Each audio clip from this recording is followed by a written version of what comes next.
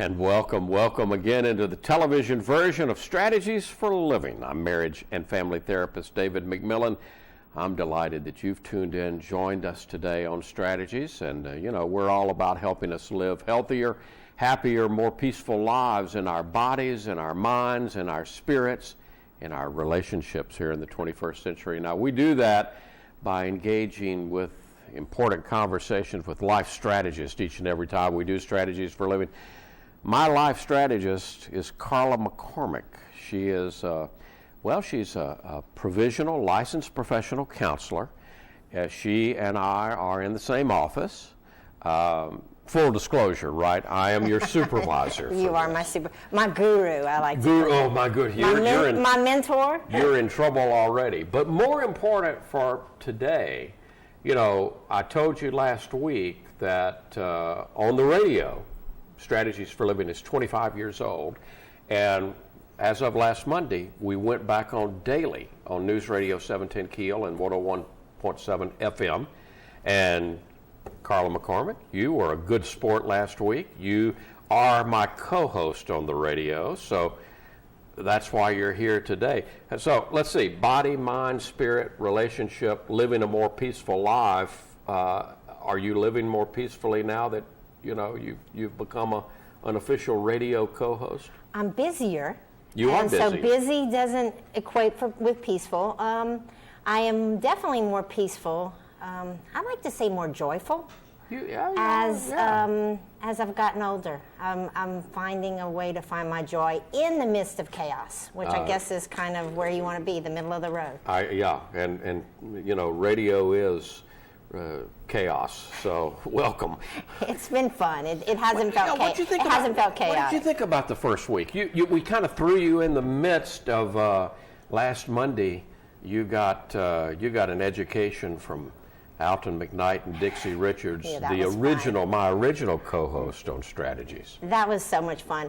It's not anything that I ever aspired to. It was. You never even thought you. I mean, in your wildest dreams, did you ever wake up and think, I think I'm going to be co-host of a radio show? No, I had maybe ambitions to be Brene Brown, Oprah Winfrey, someone that gave speeches, but never on the radio. That kind of blew my mind a bit. Brene and Oprah had to begin somewhere. I think Brene probably started it we're in an educational institution. Brene started that way. Oprah started this way. So, Carla.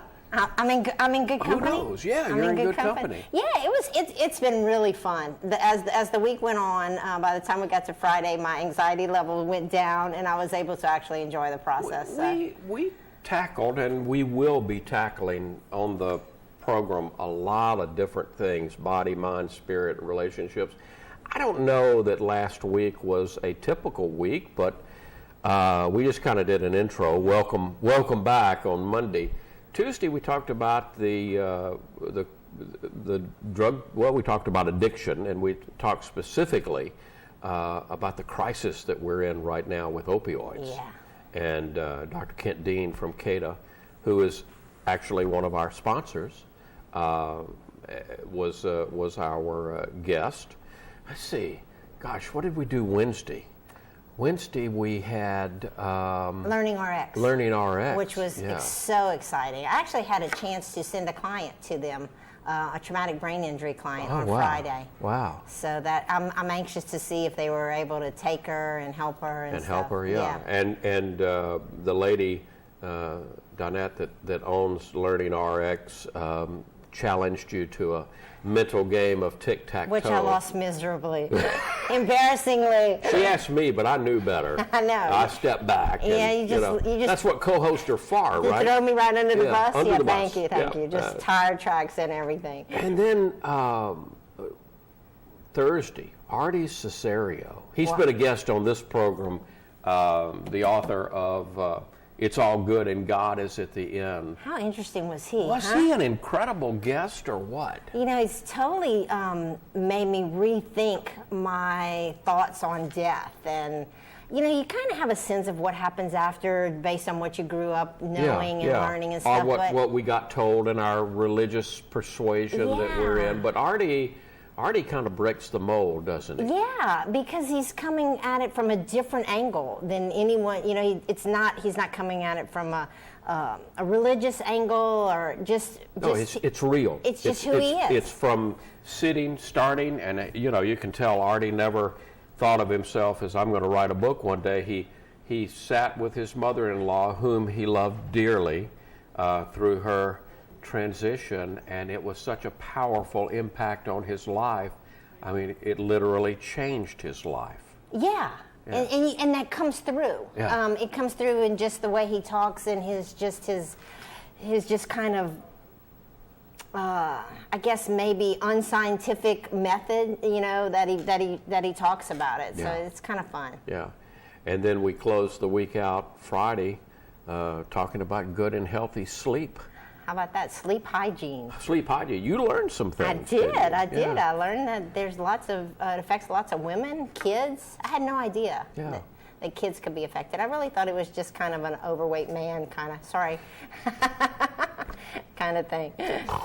Yeah. Well. So how did a nice girl like you get into that? I'm not talking about the media business part of it now. I'm talking about you are a PLPC. That means a provisional licensed professional counselor. In the old days, we'd call you an intern. Right. Not politically correct to do that anymore, so we call you provisional LPC. What led you down this pathway, Carla? Gosh, a lot of self-journey, self-reflection. I got my master's probably over 10 years ago, did some counseling for a while, decided I was going to do something else, and then just kind of came back to it. When I work with clients, I always talk about that sometimes in life you go down the line and then maybe you take a wrong path, but just like how I think we get surprises sometimes. And our old school GPS used to go recalculating, and I think sometimes that happens in our lives, that we kind of get recalculated back to our path. Yeah. And that's kind of how it's felt this time. Everything just kind of happens, just like, me working with you, one thing led to another, and here I am. I love working with clients. I love helping people realize their inner strength. Why are you laughing? Well, I didn't tell you right away because I didn't know right away. But I remember when we knew each other from years before, and then you moved back to town. We reacquainted ourselves, and that led to us, having the business relationship that we have. And I can't remember exactly when it hit me that Carla would be a great co-host for the radio, and I was I've been contemplating for some time bringing the program back, because 25 years, Strategies has never been off the air, but it was a daily program, and then I took it back to just a Sunday program, a weekend program. I like to say I had a net under me, during that time, because those were recorded programs, not live like we're doing today. No net under us. But I was chuckling because I was wondering what in the world you thought when I came to you that day and I said, what do you think about coming and being a co-host with me on the radio? Do you remember that? I do. I remember it very vividly, because I thought, wow, of course, you thought, is this man crazy? No, I thought, oh yeah, sure. And then I went home and thought, oh no, what have I just committed myself to? Because it was that, sure, I can do anything. I can do this. Oh yeah, and then I was kind of like, holy cow, what am I really going to do? And then now we're doing it. It's taken a while. It's been a few months in the making. Planning. Yeah, in media, you don't do anything just overnight. Yeah. But I knew that you were going to be okay. I knew you were going to be okay. The Saturday before we went on Monday, and we're doing a rehearsal, and when I asked you, Carla, how you doing? And you said, just damn proud to be here. And I said, oh man, this girl's going to be okay. You told me I can't say that on the radio. Well, you can't say, no, it's not that you can't say damn. You probably shouldn't on a family show. I don't know. So yeah, so back. But impressed me. Why? Thank you, Yeah. thank you very. So back to PLPC. A lot of people ask me what a PLPC is, and my best explanation of that is just I finished all of my schooling, and kind of just like when you're an engineer. Once you finish your schooling, you kind of have to work with somebody. You apprentice, so to speak. Yeah. And you have to do that for a certain amount of hours before they can get what they call their stamp, which means they're their official. You're licensed. You are licensed then by the state to practice mental health counseling. And I can go and hang my own shingle. Absolutely. But for a time, I have to work underneath the tutelage of someone who has more experience. And I can do everything that you can do. I just need someone to go to be able to bounce things off, or someone to kind of supervise me or make sure that I don't get into any trouble. Do no harm, we as hope, they speak. We hope. Maybe we keep each other out of trouble That's as we go out of the deep water. What made you want to become a counselor in the first place? What was the draw? Do you remember? Yeah, I do remember, because I love to be a cheerleader. Not the actual on the sidelines kind of cheerleader, but a life cheerleader. A life cheerleader. I love I loved working with kids. I loved coaching. I love watching people kind of get that little spark of hope, and me being able to kind of blow it and fan it and watch it grow and watch people change their lives. Because, as a counselor, it's not my job to tell people what to do or tell them how to do things. No, all we do is we give information, really. And cheer people on. You know, sometimes they have no one that speaks life into them. No one to say, you can do this. You can do this. You know, you're smart. You've got all the gifts that you need. And they just have been. People get told so many negative things, and so often they're not encouraged at all. Yeah. Even by their families and even by the people who love them. I think you're well. You've picked well, because I see you as a natural encourager.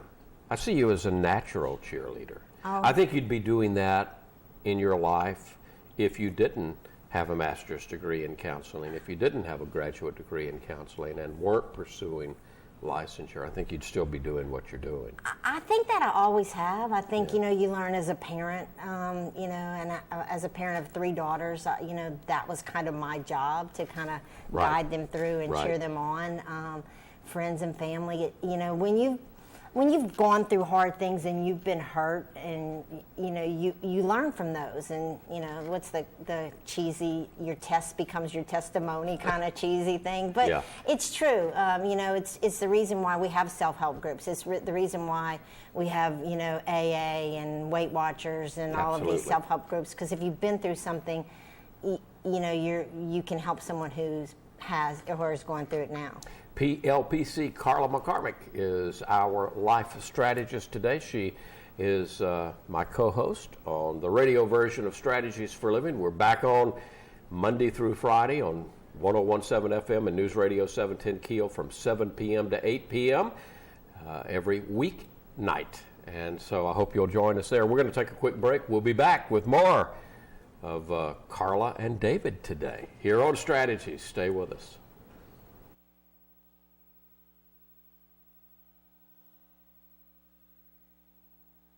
I think reading is exciting to me. I think reading's fun. Reading is great and wonderful. Reading is so much fun. It brings out my imagination and it helps me learn. It helps you with everything you need help with. Reading helps me become a better reader. It helps me have knowledge, and I can learn stuff from it. And it helps me learn new things. It helps me be a writer. It makes you learn the words more often and gets you reading better. And so one day when you grow up, then you'll be a better reader than before. Well, it helps you understand things in life about stuff that you may not know that's going on in our world. Some of my friends need help reading. We need reading volunteers because some kids have trouble reading and they need some help. They may need help because they don't get as much attention as most kids at home to practice. A lot of third graders don't know how to read, so we need volunteers to help them. They need help with reading. Adults can help kids if the kids need help sounding out words. Volunteers can help them say the words and, help them read. Please become a reading volunteer to help my friends. Please step forward. Please step forward. Please step forward.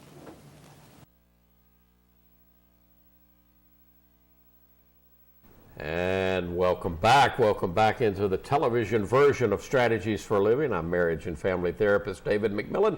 You are obviously watching us now here on Strategies for Living, but we started as a radio program and we're still there, 25 years, News Radio 710 Keel, 710 AM and 101.7 FM is where you can get us, plus the Keel app, because you've got people, Carla McCormick, that are listening to us in Lafayette, Louisiana. Yeah. So if you hear my little Cajun accent come out, that's where it's from. I've got people listening to us in Dallas, Texas, in Florida. So if you want to download the Keel app, you do that from the App Store, and you can hear us wherever you want to go, and wherever you can take your phone, you can hear us on the Keel app.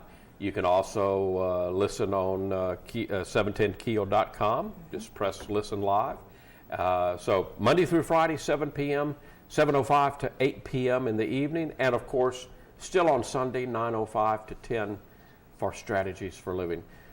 PLPC Carla McCormick with us today. Do you want to know what we're going to do this week? I would love to know what we're going to do this week. Because I didn't tell you last week. Now I just show up and say, what are we going to talk about? And what are we doing tonight?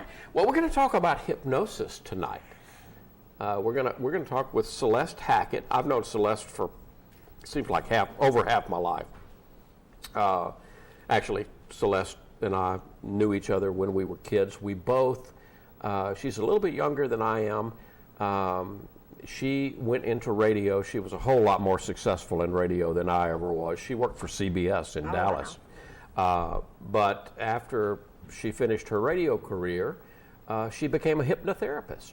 She trained, and you'll hear tonight, her voice is fantastic. Have you ever been hypnotized? I have. In fact, it's interesting. When I did open heart surgery in 2008, one of the people I called was Celeste, and we may talk about this tonight.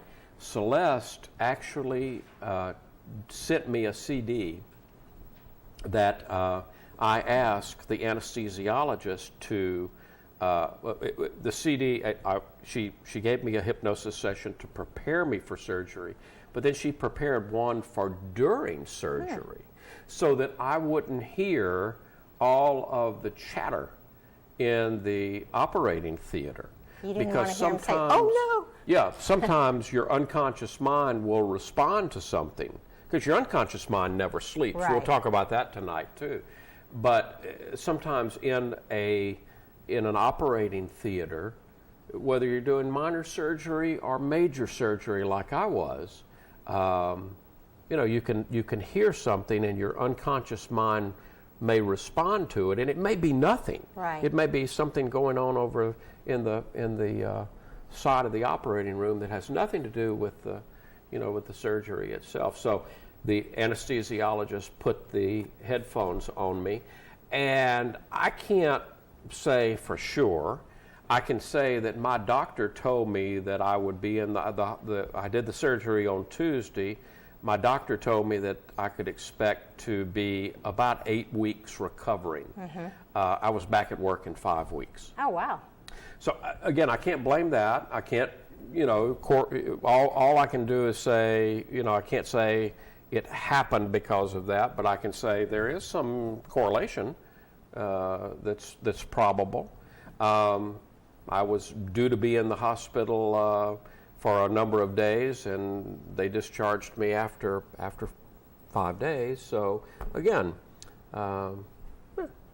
pretty good stuff. She's gonna wave the little. I may do that with you tonight. We may put you. I'm gonna be a guinea pig we may again. put you down. But anyway, walk like a chicken or something crazy. Yeah, you'll be Elvis Presley tonight. Ho ho ho ho ho. Tomorrow, Dr. Nick Getters is going to be with us. Dr. Getters is doing some fantastic work over at the Med Center. He's developing some specialized drugs for people with addiction to cut down the craving. But Dr. Getters is also, and we'll find out tomorrow night more about it, he started something called Loving Solutions. Apparently, we have a tremendous methamphetamine problem in our community. And he started a foundation, he started a nonprofit agency to help people who lose everything from meth. And so we'll talk about that tomorrow night. On Wednesday night, we're going to talk about change your schedule, change your life. And I mentioned to you last week that this doctor, I'm not even going to try to say his name here on TV today. I'll just say Dr. I'll learn it. I'll learn the correct pronunciation between now and Wednesday. It'll give me something to do. But very, very interesting Indian doctor, Ayurvedic medicine. He's an MD specializing in Ayurvedic medicine. It's the kind of medicine that Deepak Chopra does. Ayurvedic medicine. I don't know that word. I'm going to have to look it up. We'll ask about it. It's a more natural way to approach the body. It's a more rhythmic way to approach the body. He'll talk about that that even though we don't exercise at the right times. He'll talk about what's the correct time to eat your biggest meal. Do you know? The morning? No. No. Noon is the biggest time. You should begin lightly. In fact, we should be exercising, whereas most people, if you go to the gym at 6 o'clock in the evening, 7 o'clock in the evening, you can't find a treadmill.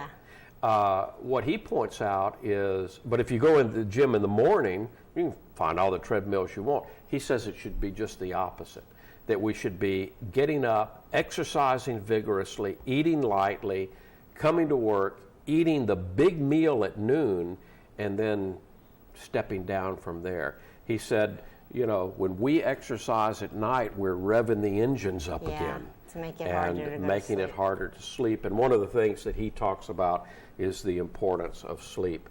And then you're going to be fascinated on Friday's guest. Friday's guest is he spent his career as a detective from the Indianapolis Police Department.